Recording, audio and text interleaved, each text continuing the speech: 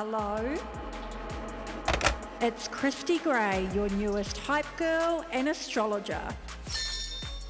Welcome to the Cosmic Hotline. Hi babes, it's a brand new week, and so you know what that means.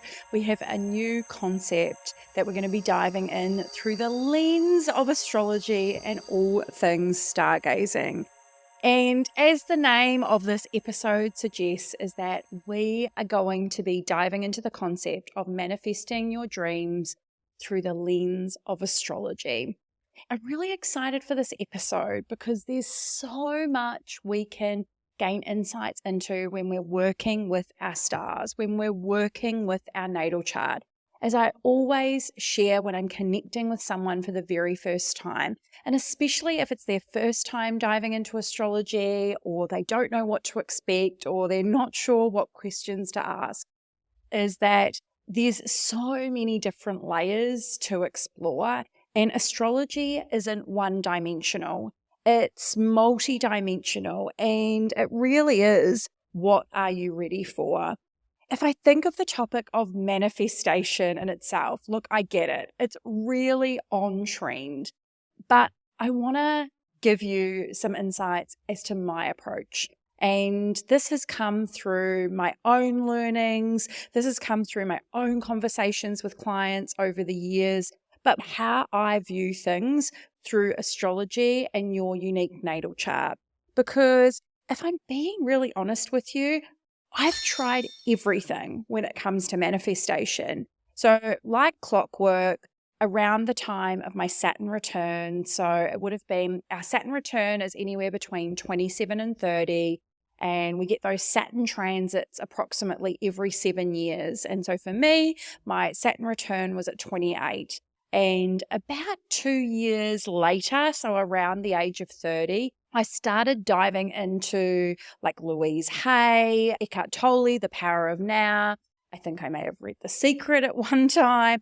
And I really dove in the trenches of self-help, law of attraction. I honestly spent so much time at the library, like my library card history would have just been full of self-help and self-development for, I reckon it would have been a good 8 years. Look, some of the things I've tried is like writing my manifestations on a piece of paper and putting them under my pillow and repeating them before I went to sleep. I've tried visualization meditations. I've done hypnosis and subconscious reprogramming.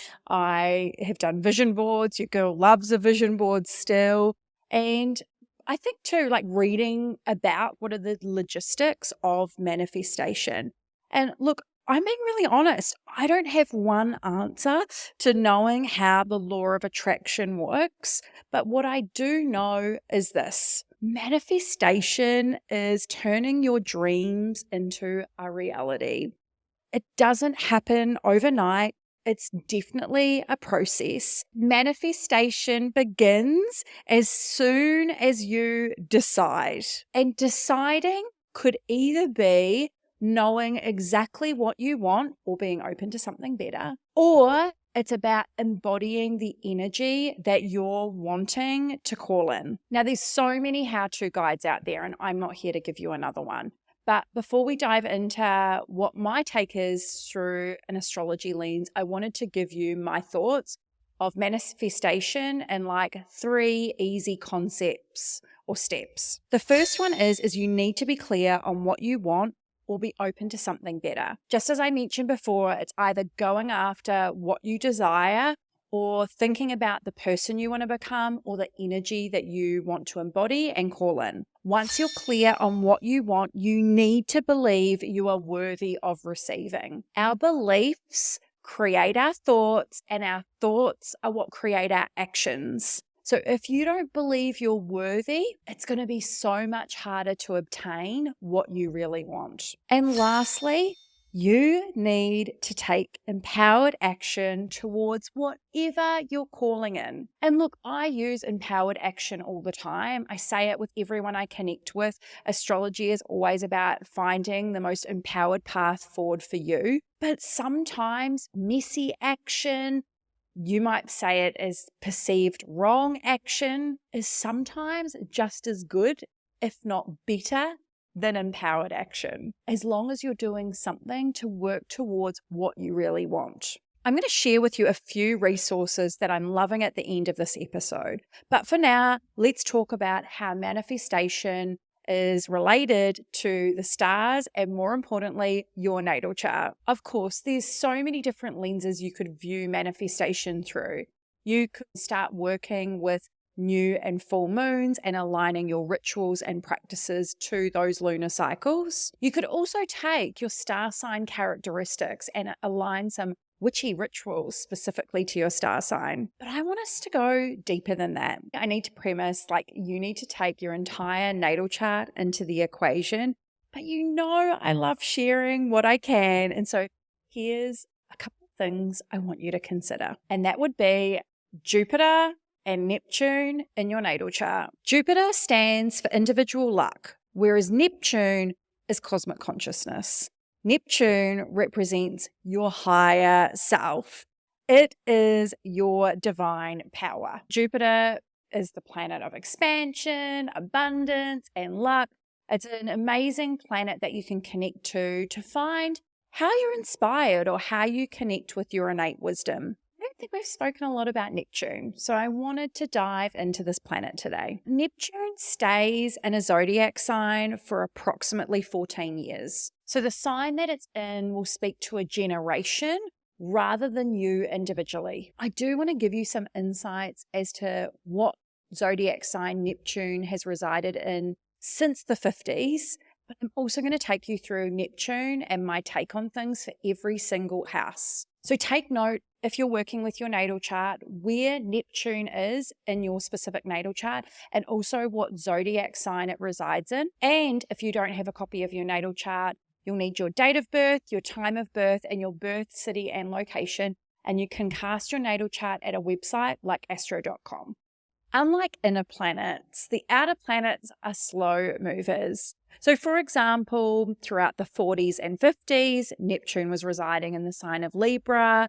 Throughout the 50s to the early 70s, Neptune was in the sign of Scorpio, and then it moved into the sign of Sagittarius until the early 1980s. If you were born between the early 1980s to the late 1990s, your Neptune will fall in the sign of Capricorn. And then from late 90s to late 2000s, Neptune entered the sign of Aquarius. And for the last 10 years, Neptune has been in the sign of Pisces. Some things worth considering based on what star sign your Neptune placement is in are these conduits. For Scorpio, anything around subconscious reprogramming and, of course, magic. Sagittarius would be anything around expansion through learning and inspiration. Capricorn would definitely have ties to being responsible and taking action. Neptune and Aquarius would be through visualization and nature connection, because remember, you still have to have your feet firmly on the ground. Neptune and Pisces could be keeping a dream journal and also leaning into sobriety. And I'm going to talk a little bit more about that in a moment. If I think of this concept of manifestation, it's really not about giving you a step-by-step process to go after what you want, but more so how you can form a deeper connection with yourself and, more importantly, your higher self. Because Neptune really does give you insight into your divine power, it can give you insights that you didn't even know you needed. Gotta remember though, Neptune is the modern day ruler of Pisces, and Neptune represents dreams and illusions. It also represents our psychic abilities. How do we connect with our higher self? But it also represents deception, illusion. It can present that confusion, and especially if you have a very strong Neptunian flavor in your natal chart, or Pisces, or the 12th house, is anything that will help you to connect with your body or keep you grounded in reality, could potentially provide you with even more profound experiences. The reason I referenced sobriety before is because any time that you are drinking or taking drugs or even like a negative form of escapism, it's keeping you disconnected from the real world. Also can impede on your energetic gifts or your intuition if that's something that you want to connect with. I'm not here to preach to you. And I'm definitely not here to tell you what to do, because I truly believe that moderation is key to everything when it comes to the human experience. But it's knowing what your bottom line is and finding what works for you. For me personally, I don't drink a lot anymore. I can probably count on one hand how many drinks that I've had over the last 12 months. As an astrologer, it does impede on my work. Whereas I used to have addiction issues. So I find that I have a tendency to have an addictive personality. I'm very much all or nothing. And so I don't have the ability to exercise moderation sometimes. But it's all about you doing what's right for you. Okay, so if I've sparked your curiosity in this episode and you're keen to learn more, the best place to start is Astrology Unlocked. We'll explore how you can start stepping into the vibration of your higher self by diving into your key astrological placements and unpacking what they might have in store for you. When you know the foundations of your natal chart, you have the power to unlock so many opportunities for growth, expansion, and joy. You'll find Astrology Unlocked and access to my calendar to book your first session on my website, or send me an email, babe, at hello@christygray.com, as I'd love to hear from you. And of course, I'm always here to answer your questions.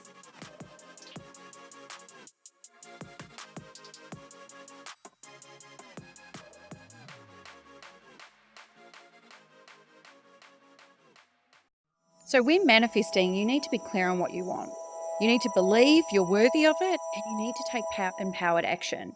Neptune isn't about taking action, but more importantly, it's about how you can get clear on what you really want, how you can connect with your higher self. And then also there is some ties to believing that you're worthy of receiving. Of course, you need to be able to find the sweet spot when working with the planet Neptune. So if you have Neptune in your first house, the first house is the house of self. You may find by understanding yourself on a soul level, it will help to deepen your manifestation practice. If you have Neptune in the second house, because the second house rules values, worthiness, and material possessions and money, focusing on what makes you feel secure and also working on your self-worth could help. The third house is related to community and communication. If Neptune's placed in your third house, you may find any type of scripting or visualization will help you to gain the celestial edge. The fourth house is related to home and family and your internal world. So understanding your emotions and your internal world will enhance your manifestation practice. The fifth house is all about creativity, romance, and self-expression. And so if you have Neptune placed here, use your imagination and use your imagination to fall madly in love with your dreams. The sixth house is related to daily routines and also ties to health. So your physical body has a lot to do with your manifestation practice. It's very much how you feel into your manifestations and align that mind-body connection. The seventh house is related to relationships. So it's going to be really important that you have a support system in place. Do you have the right people in your vortex that will only lift you higher? Eighth house is related to rebirth, transformation, and the occult. Pay attention to your dreams if you have Neptune placed in this house. What are your desires? And you need to have an element of magic when it comes to manifesting. The ninth house represents spirituality, it represents education and adventure. If your Neptune is placed in the ninth house, spiritual experiences will be powerful catalysts for your transformation. The 10th house is related to public image and career. The 4th house is your internal world, whereas your 10th house is the external world. It's important that you take responsibility for what you want and know that no dream is ever too big for you to go after. The 11th house rules humanity, technology, and aspirations. It's very future focused. So if you have Neptune placed in the 11th house, seek out a soul aligned group to support your manifestations and, more importantly, your expansion. Last but not least, we have the 12th house. And if you have Neptune here, baby, I bet that you have got some incredible intuition and psychic abilities. I'd go as far to say that your abilities are pretty damn potent, but it's important to learn boundaries and practice limits on your power, because otherwise it could feel really overwhelming. Trust in your intuition over everything. What I love so much about using your natal chart and astrology is that it gives you this opportunity to view things through a different lens. Language is open to interpretation, and that's why I love diving into whether it's the planets, the zodiac signs, or the houses, and seeing how the characteristics and qualities can be brought to life depending on the topic you're trying to view things through. But of course, I think manifestation isn't just about using the stars. I think there's some other incredible tools there that can help you and remind you every day of your power. Because a big part of this process is believing that you're worthy. And believing is different than knowing. Sure, I could connect with you and tell you what your superpowers are, but they won't mean anything if you don't believe it. So some of the things that I have used and I really recommend when it comes to manifestation is there is a book by Roxy Nafasi, and I'll link all of these in the show notes below, which is called Manifest, and it's 7 Steps to Living Your Best Life. It's a really easy read and it just puts things into perspective. I think it's 200 pages. I've been recommending this book to everybody when it comes to manifestation and goal setting, and especially because it's a new year. Now, I don't do this work anymore, but I have done it over a couple of years, and there is a manifestation school based out of LA called To Be Magnetic. They have a particular process which includes subconscious reprogramming, and I'm pretty sure they call them DIs, which are daily imaginings, and they help you to connect with your subconscious mind and bring your manifestations to the forefront. I love this process. I'm just such an action taker. So I did find that the process was quite long and drawn out, but it was perfect for me at the time when I really needed to connect back inwards and do a little bit of the shadow work and groundwork. And because beliefs are involved, this is how I'm working with my manifestations this year, is I'm doing 2 things that I'm finding are really significant and already attracting what I want in 2023. And that's therapy and Reiki. Therapy has helped me so much. I've done so much work on my own. It makes sense. I'm an Aries moon. My Aries moon is placed in the 8th house. And as a Virgo, I'm always like, no, I've got this. But what I realized this year is that if I want to get to the level that I want to really meet my higher self, cannot do this work alone. And do you know what? Having a therapist has been incredible for me to challenge my perspective and, more importantly, just have someone to support me that doesn't know anything about me. Whereas the Reiki is great because I always think therapy is intellectual. It's challenging your beliefs and your perspective, but you need to do some form of somatic work, something that's body related, to help you integrate everything. Anytime you're doing any big transformation work, you do really need to take a mind, body, and spirit approach. These are just some ideas today. But remember, you are the ultimate oracle of you. Personalize this information. Trust in you and trust what's right for you. But also don't be afraid to challenge your views. If there's something that's piqued your interest today, I invite you to try it. And whatever you decide that you want to call in 2023, go out and take some empowered action towards it. I hope you enjoyed this week's episode. I had so much fun diving into this topic with you. It's definitely going to be a topic that I'm keen to explore in more depth with you this year. I'll be back next week with your astrology forecast for the week, and we'll be also diving into the stars of next week's Leo full moon. So until next week, stay cosmic, babes.